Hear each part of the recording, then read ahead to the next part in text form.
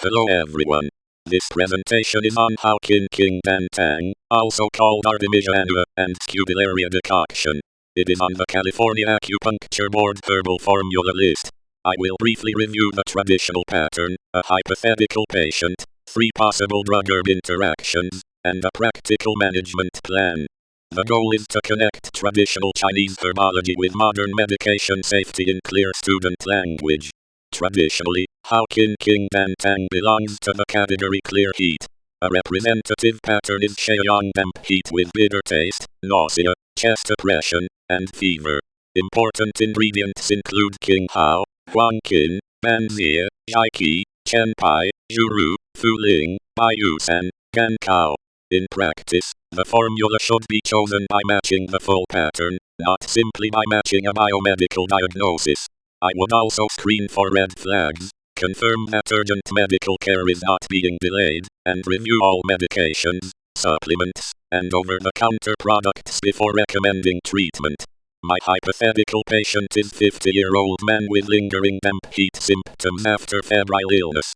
The current medicines are metformin, omeprazole, hydrochlorothiazide.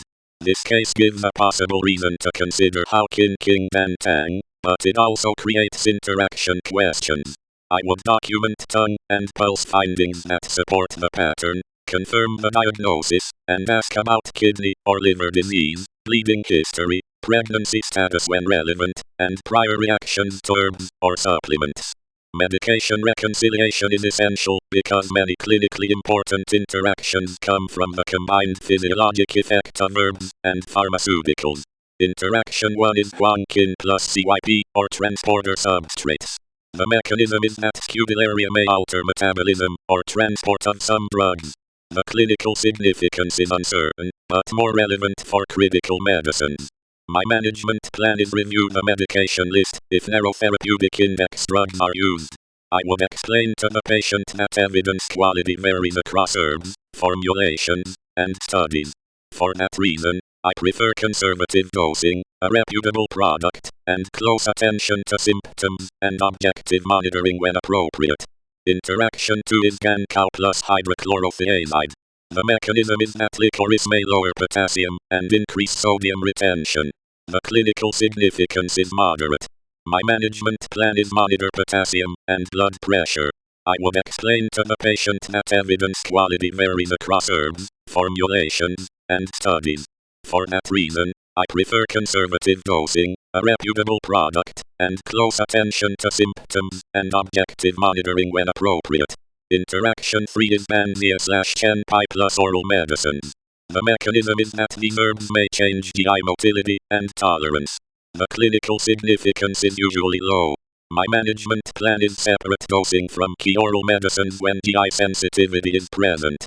I would explain to the patient that evidence quality varies across herbs, formulations, and studies.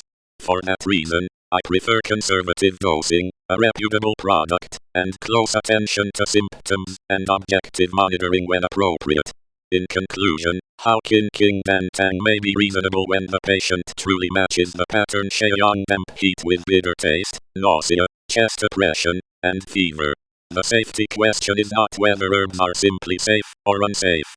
Risk depends on the specific ingredients, the product quality, the dose, the treatment duration, the patient's organ function, and the medicines being taken. I would start conservatively, monitor the most relevant objective values, and communicate with the patient's physician and pharmacist.